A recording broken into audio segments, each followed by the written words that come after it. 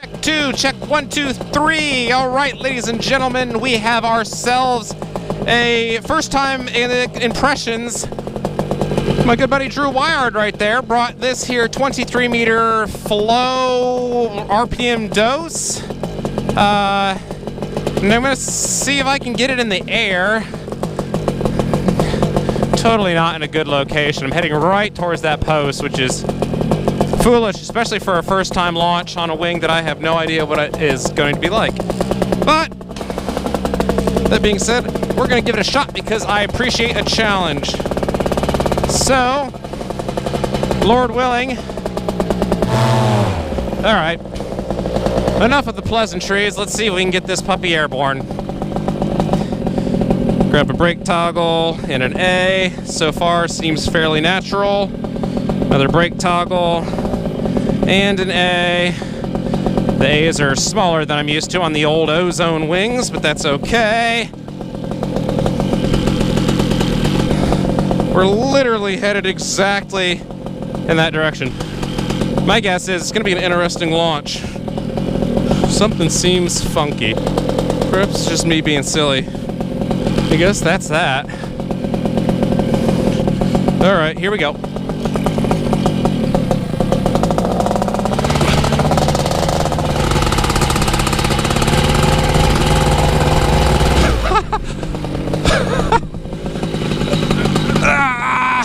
Come on, Bubby.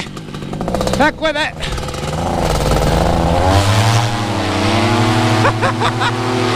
That's a freaking weird flying launch. It's not how you normally launch the wing. We almost ran it into something. That's the type of launch that I like to have. How stupid. Oh well, good fun.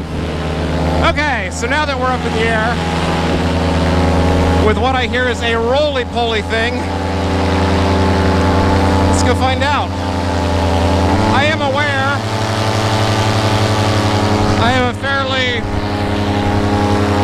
I'm a fairly small man for the size of wing. I mean, it's a 23 meter, which isn't really small for my size, just small for my size given the classification of the glider. So, from what everybody says, this is a pretty wild thing, which you can tell right off the gate it wants to roll because I'm oscillating side to side, which honestly, even on my free ride 15, there's not a lot. So, the one thing I'll say right out the gates is, holy moly, that's a lot of brake line pull.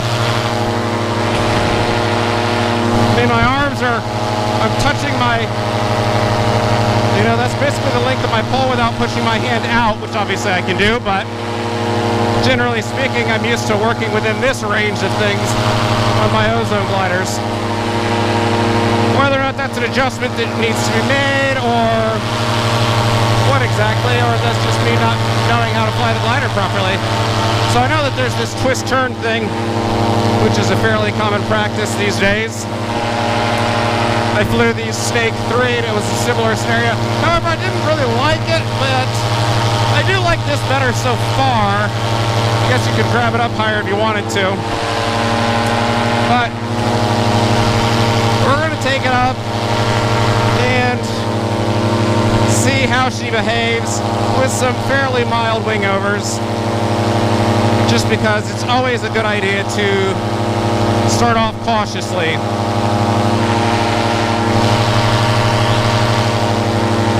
So we're going to gain ourselves some elevation. I will say right out the gates, unless you're the type of person that turns off your motor every single time you do a maneuver, which is not a bad practice, but in the world of power motors not always starting, it's not something I find myself doing. Generally, when I choose a wing, oh yes, the Great White Pelicans are still over there. I usually try to choose a wing that meets the style of flying that I like to do, and so, that being said, I'm not a huge fan of these, because that's fine on my right hand, but what am I supposed to do over there? That's not really exactly working it the way it's supposed to be worked. And I understand people will say, well, you're supposed to have your whole hand on there, stow your throttle, and so you can do more like a pure style of flying, which I can appreciate.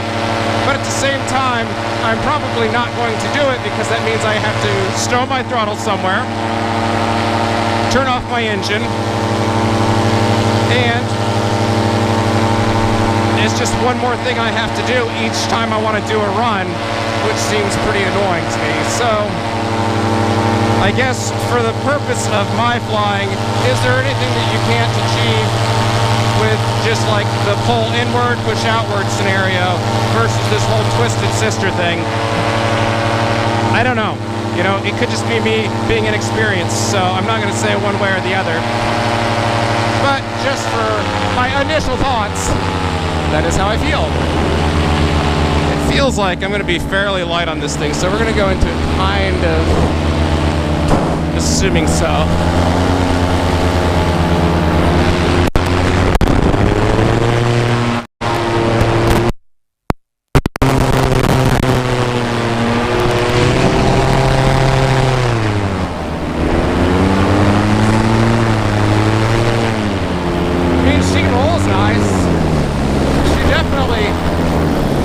Behaves well. There's a decent amount of lightness there, yeah. That's just my light body. Not exactly the type of feeling you like to have, feeling light in your seat. Yeah. I could see where Drew would have a whole heck of a lot of fun with this thing, considering that did that rather easily, and I weigh about, I don't know, 50 pounds less than him. I think he's about 225 or 215, something like that. So, you know, 40, 50 pounds is going to make a big difference. But yeah, that was fun. I can appreciate it. Definitely. That last bit, I just needed to, well, not come out so flat. That was one of those energy management scenarios. I should have thrown it into another turn, forced it into a turn. Sometimes you just have to force the wing downward so that you can regain the energy. So that's something I'm going to do, is practice just a little bit of energy management with this thing, I believe. Try another set, shall we? This time we're going to go a little bit more aggressive with the turn. We'll lean it in.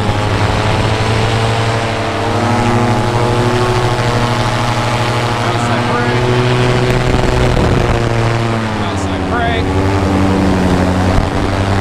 Outside brake. Outside brake. And let's just round it out. There we go. Nope, keep it in, keep it in. And there we've lost enough energy. That was better. So it just, I don't know, it's probably because it's a bigger wing. You gotta force it more. So if you're doing wing overs on a less sporty glider, this isn't less sporty, I'm just lighter weight on it, so it's a little bit less responsive as to something that's smaller. So that being said, if you're on a bigger wing doing wing overs, your energy management, when you come out, you're gonna have to hold that brake farther down. It's not gonna be as simple as when I'm flying like a Viper or Freeride or something like that. So you're gonna have to be more authoritative with the wing. So it's gonna want to pendulum back to center. You're gonna have to be more assertive. Really just pull that brake, keep it at that turn. It's extremely essential. If you come out flat too soon, you should be able to feel when you have too much energy to come out flat, but your wing isn't necessarily going to give a crap. You're going to have to make it do what you want it to do, okay? But that being said, yeah, just practice this stuff up high, because most likely situation is you'll come out flat too soon, or if you do, is you'll get a frontal collapse if you don't check the wing. Chances are you're not going to get a crazy huge frontal collapse unless you just come out flat and don't do any turn to bleed off speed. Technically fly it like this. It's a little funky. Not a lot of authority there.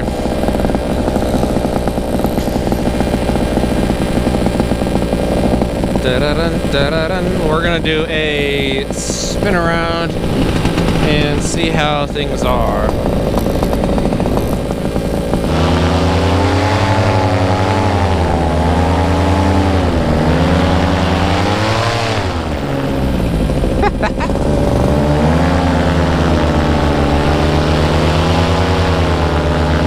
Bumpy down here for a low flying. It's kind of disappointing because that was really open to some low flying. Some days you just want to fly low, you know? Well, alright. So back to the review of the RPM2. It's fine. I won't buy one. But it's fine. I still like my Freeride better. Mind you, it's probably a fairly biased opinion just based on the fact that I have flown my Freeride more, and so I have gotten used to it, and it feels like a good shoe, a nice worn shoe that is just comfortable, and I can run faster in that shoe because I'm used to it. I don't know what I'm saying. It's just more my size for sure. So, you know, if I flew a RPM2 closer to the same size, maybe I'd absolutely love it. I'm still not sold on this brake toggle scenario for all the reasons that I mentioned. They just don't feel very paramotor oriented. I don't know how they're doing it, if someone's just super awesome at flying with one finger. I guess I just don't know if I'll ever be doing something to where it would benefit or excel my level of flying. But that doesn't mean that for a more skilled pilot it wouldn't do all those things. You know, maybe I'm missing out on something and I just don't know. Maybe there is just something there, and it's a whole new world, you know, with the magic carpet and everything. But for me right now, the way that I like to fly, I like the whole arm movement thing. Pull it in, push it out, that whole scenario. And you don't need the brakes tied like this. Mind you, you could just put both those on the same thing and it'd accomplish the same goal, is what I've got. So I would probably swap these brakes out if it was my wing, but that's my opinion.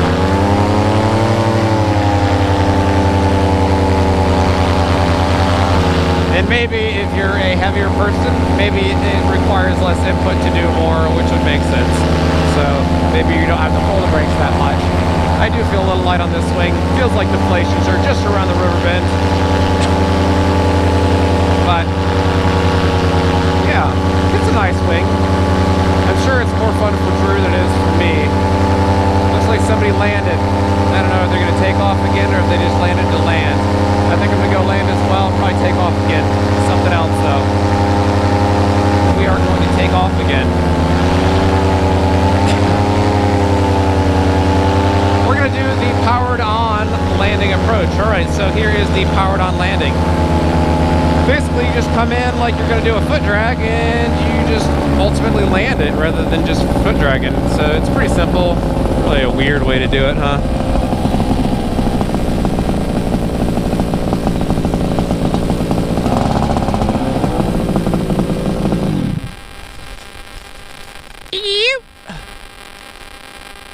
Fall, fall, fall. Beautiful. So my overall impressions of the wing, it is quite fun. It's got a lot of roll. It does have quite a bit of oscillation, so if you buy it, don't expect to be hands-off during flight. It's almost more than you can counteract with weight shift. That being said, as a lightweight pilot, it is quite playful given the size. I can see where if you were more heavily weighted on it like you should be, that it would be a lot of fun. However, it would be quite a spicy wing, so only get it if you are a rather experienced pilot and looking for something like that. Overall, I feel like it probably is a good wing. Not something I'm looking to purchase myself, but if you're in the market, it's something I would consider. Thanks for watching, guys, and I hope you enjoyed the video. I'll see you guys in the next one. Also, consider subscribing if you haven't already, just because that would help me out. I'm trying to get 1,000 subscribers, and that would be super awesome of you. Thanks again. Take care.